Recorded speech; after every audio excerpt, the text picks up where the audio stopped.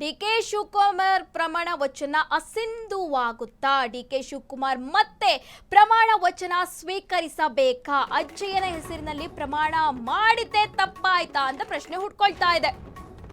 DK Shivakumar ಮತ್ತೆ ಪ್ರಮಾಣ ವಚನ ಸ್ವೀಕರಿಸಬೇಕಾ? ಹಾಗಾದ್ರೆ ಅಜ್ಜಯ್ಯನ ಹೆಸರಿನಲ್ಲಿ ಪ್ರಮಾಣ ಮಾಡಿದೆ ತಪ್ಪಾಯ್ತಾ? ಕೇರಳ ಹೈಕೋರ್ಟ್ ನೀಡಿದ ಆ ಒಂದು ತೀರ್ಪಿನಿಂದ ನಡುಕ ಸ್ಟಾರ್ಟ್ ಆಯ್ತಾ? ನಿರ್ದಿಷ್ಟ ದೇವರ ಹೆಸರಿನಲ್ಲಿ ಪ್ರಮಾಣ ಮಾಡುವಂತಿಲ್ಲ, ರಾಜ್ಯದ ಸಚಿವರ ಪ್ರಮಾಣಕ್ಕೂ ಕುತ್ತು ತರುತ್ತಾ ಈ ಆದೇಶ ಅಂತ ಪ್ರಶ್ನೆಗಳು ಹುಟ್ಕೊಳ್ತಾ ಇದೆ. ಡಿಕೆ ಶಿವಕುಮಾರ್ ಪ್ರಮಾಣ ವಚನ ಮತ್ತೆ ಸ್ವೀಕರಿಸಬೇಕಾ ಅಂತ ಪ್ರಶ್ನೆಗಳು ಹುಟ್ಕೊಳ್ತಾ ಇರುವಂತದ್ದು.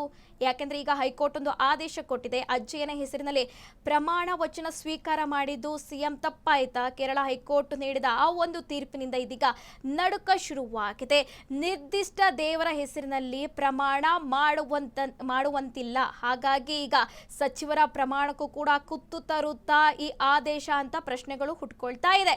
ಹಾಗಾಗಿ ಡಿಕೆ ಶಿವಕುಮಾರ್ ಪ್ರಮಾಣ ವಚನ ಅಸಿಂಧುವಾಗುತ್ತಾ ಅಂತ ಪ್ರಶ್ನೆಗಳು ಹುಟ್ಕೊಳ್ತಾ ಇರುವಂತದ್ದು. ಯಾಕೆಂದ್ರೆ ಪ್ರಮಾಣ ವಚನ ಸ್ವೀಕಾರದ ಟೈಮಲ್ಲಿ ಎಲ್ಲಾ ಸಚಿವರು, ಡಿಕೆ ಅವರು ಕೂಡ ದೇವರ ಹೆಸರಿನಲ್ಲಿ, ಅಜ್ಜಯ್ಯನ ಹೆಸರಿನಲ್ಲಿ ಪ್ರಮಾಣ ವಚನ ಸ್ವೀಕಾರ ಮಾಡಿದ್ರು.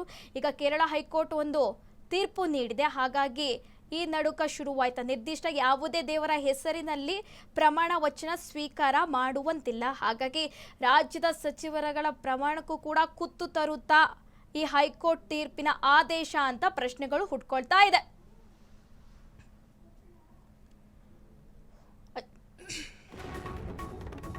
ರಾಜ್ಯ ರಾಜಕಾರಣದಲ್ಲಿ ಕೇರಳ ಹೈಕೋರ್ಟ್ ತೀರ್ಪು ಸಂಚಲನ ಮೂಡಿಸ್ತಾ ಇದೆ. ಡಿಕೆ ಶಿವಕುಮಾರ್ ಅವರ ಪ್ರಮಾಣ ವಚನದ ಬಗ್ಗೆ ಎದ್ದಿದೆ ದೊಡ್ಡ ಪ್ರಶ್ನೆ. ಜೂನ್ 3ರಂದು ಡಿಕೆಶಿ ಅದ್ದೂರಿಯಾಗಿ ಪ್ರಮಾಣ ವಚನ ಸ್ವೀಕಾರ ಮಾಡಿದ್ರು. ಒಂದು ಕೈಯಲ್ಲಿ ಸಂವಿಧಾನ ಪುಸ್ತಕ ಹಿಡಿದು ಪ್ರಮಾಣ ಮಾಡಿದ್ರು ಸಿಎಂ ಅವರು ಇಲ್ಲಿ. ಆದ್ರೆ ಅವರು ಪ್ರಮಾಣ ಮಾಡಿದ್ದು ಅಜ್ಜಯ್ಯನ ಹೆಸರಿನಲ್ಲಿ. ಈಗ ಅದೇ ದೊಡ್ಡ ಕಾನೂನು ಚರ್ಚೆಗೆ ನಾಂದಿ ಹಾಡಿದೆ. ಕೇರಳ ಹೈಕೋರ್ಟ್ ಈಗ ಮಹತ್ವದ ತೀರ್ಪೊಂದು ನೀಡಿದೆ. ತಿರುವನಂತಪುರದ ಪ್ರಮಾಣ ವಚನ ಅಸಿಂಧು ಎಂದಿದೆ ಹೈಕೋರ್ಟ್. 20 ಬಿಜೆಪಿ ಕಾರ್ಪೊರೇಟರ್ಗಳ ಪ್ರಮಾಣ ವಚನ ಅಸಿಂಧು ಆಗಿರುವಂತದ್ದು. ಅನಂತ ಪದ್ಮನಾಭ ಸ್ವಾಮಿ ಹೆಸರಿನಲ್ಲಿ ಪ್ರಮಾಣ ವಚನ ಸ್ವೀಕಾರ ಮಾಡಿದ್ರು. ಇಲ್ಲಿ ಅದು ಸಂವಿಧಾನದ ಆಶಯ ಎತ್ತಿ ಹಿಡಿಯುವುದಿಲ್ಲ ಅಂತ ಇಲ್ಲಿ ಸ್ಪಷ್ಟನೆ ನೀಡಲಾಗಿದೆ. 4 ವಾರದೊಳಗೆ ಮತ್ತೆ ಸರಿಯಾಗಿ ಪ್ರಮಾಣ ವಚನ ಸ್ವೀಕರಿಸುವಂತೆ ಆದೇಶ ಹೊರಡಿಸಲಾಗಿದೆ. ನ್ಯಾಯಮೂರ್ತಿಯವರು ಇಲ್ಲಿ ಆದೇಶ ಹೊರಡಿಸಿದ್ದಾರೆ. ರಾಜ್ಯ ರಾಜಕಾರಣದಲ್ಲಿ ಕೇರಳ ಹೈಕೋರ್ಟ್ ನೀಡಿದಂತಹ ತೀರ್ಪು ಬಹಳ ಚರ್ಚೆಗೆ ಕಾರಣವಾಗಿರುವಂತಹದ್ದು. ಯಾಕಂದ್ರೆ ನಿರ್ದಿಷ್ಟ ಒಂದು ದೇವರ ಹೆಸರಿನಲ್ಲಿ ಪ್ರಮಾಣ ವಚನ ಸ್ವೀಕಾರ ಮಾಡುವಂತಿಲ್ಲ. ಇಲ್ಲಿ ಸಿಎಂ ಅವರು ಅಜ್ಜಯ್ಯನ ಹೆಸರಿನಲ್ಲಿ ಪ್ರಮಾಣ ವಚನ ಸ್ವೀಕಾರ ಮಾಡಿದ್ರು. ಈಗ ಡಿಕೆ ಶಿವಕುಮಾರ್ ಪ್ರಮಾಣ ವಚನದತ್ತ ಎಲ್ಲರ ಕಣ್ಣು ಇದೆ.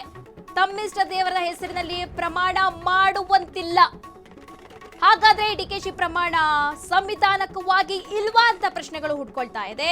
13 ಸಚಿವರು ಕೂಡ ಇದೇ ರೀತಿ ಪ್ರಮಾಣ ಮಾಡಿದ್ರು. ಎಲ್ಲರೂ ಕೂಡ ದೇವರ ಹೆಸರಿನಲ್ಲೇ ಪ್ರಮಾಣ ವಚನ ಸ್ವೀಕರಿಸಿರುವಂತದ್ದು. ಕೇರಳ ಹೈಕೋರ್ಟ್ ಆದೇಶ ಕೇವಲ ಕೇರಳಕ್ಕೆ ಸೀಮಿತನ ಅಂತ ಪ್ರಶ್ನೆ ಹುಟ್ಕೊಳ್ತಾ ಇದೆ.